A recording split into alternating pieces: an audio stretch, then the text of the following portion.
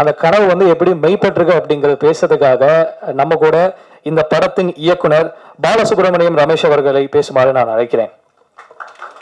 ஒரு பெரிய கரகோஷத்தோடு.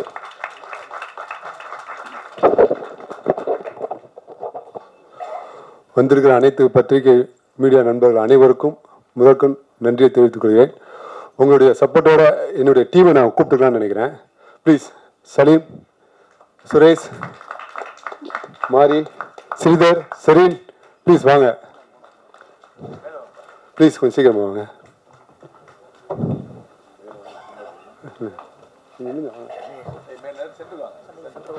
Coordinator மணிபாஸ்கர் sir இன்னைக்கு வரல. சார், நீ எங்க இருந்தாலும் உங்களுடைய ஆசீர்வாதம் எனக்கு உண்டு சார்.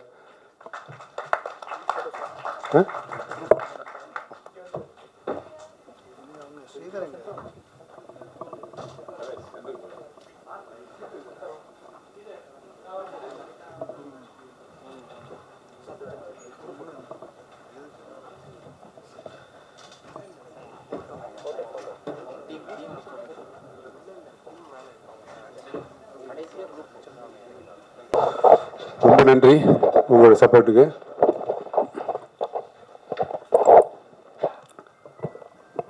முதல்ல எங்கள் அம்மா சங்கரேஸ்வரி, எங்கள் அப்பா சுப்பிரமணியன், எனக்கு தொழில் கற்றுக் கொடுத்த அத்தனை குருமார்களும், என் குலசாமி உப்பிலியப்ப ஐயனார் ஆசீர்வாதத்தோடு இந்த படத்தை தொடங்குறேன். இந்த படம் நாங்கள் வந்து விளாத்திகுளத்தில், என் ஊர் விளாத்திகுளம் தான். நண்பர் ஜெயபாண்டியன் மூலமாக தான் திருமால் லட்சுமணன் எனக்கு அறிமுகம். நானும் ஜெயபாண்டியனும் ஒன்றா டீகோ படித்தோம்.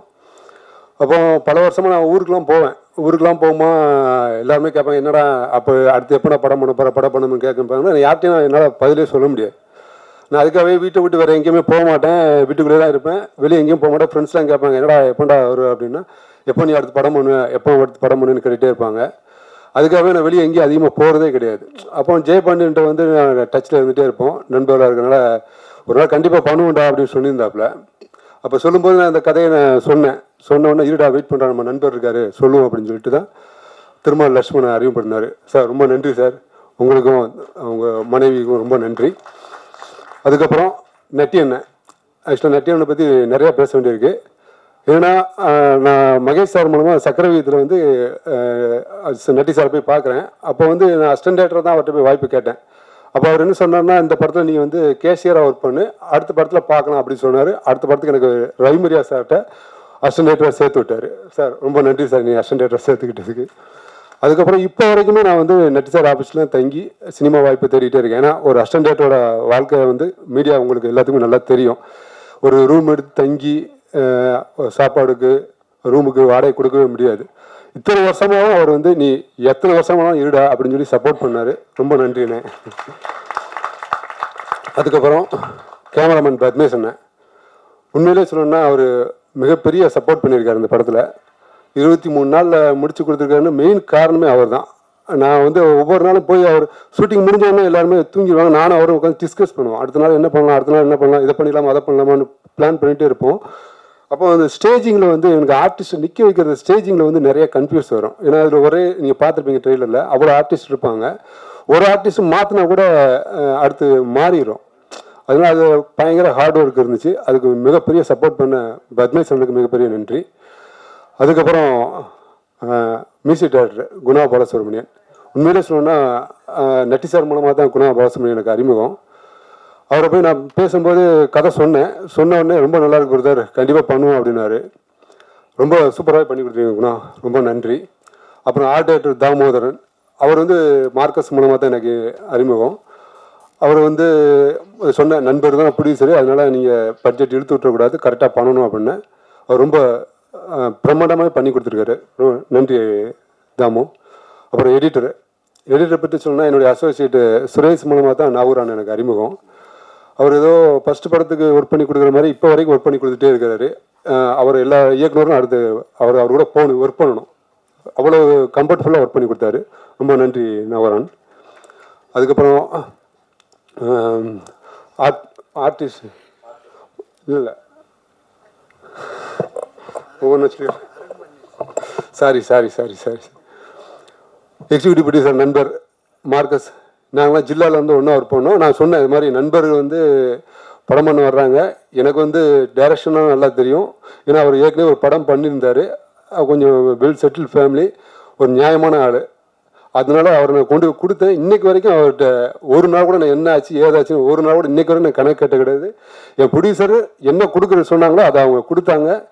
அதுக்கு அவருக்கு அவ்வளோ இன்றைக்கு வரைக்கும் ஹானராக இருக்கார். கண்டிப்பாக எக்ஸிக்யூட்டிவ் ப்ரொடியூசராக இல்லை, அடுத்து ஒரு பெரிய ப்ரொடியூசராகவே இவரை வந்து தமிழ் சினிமா கண்டிப்பாக வர வைக்கணும் அவரை. அதுக்கப்புறம் அக்ஷரா ரெட்டி ஆக்சுவலாக வந்து பார்த்தா பெரிய பிக் ஃபேமிலியிலேருந்து வந்தவங்க.